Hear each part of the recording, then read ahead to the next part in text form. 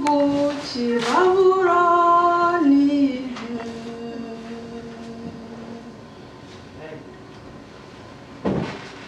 Umwami Nebukadineza yahagaritse igishushanyo mu gihugu cy'i Babuloni.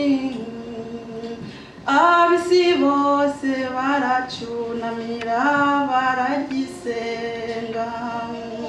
Nshuti, mu minsi iri imbere icyo gishushanyo kizoza mu bwenge, nutimana ntuzabimenya uragaba.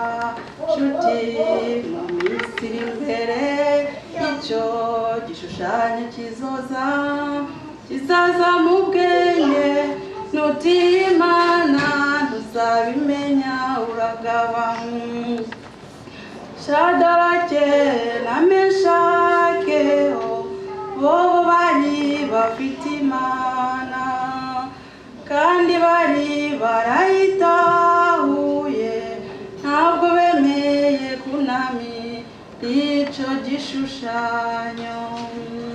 Nshuti, mu minsi iri imbere icyo gishushanyo kizoza mu bwenge, nutimana ntuzabimenya uragaba.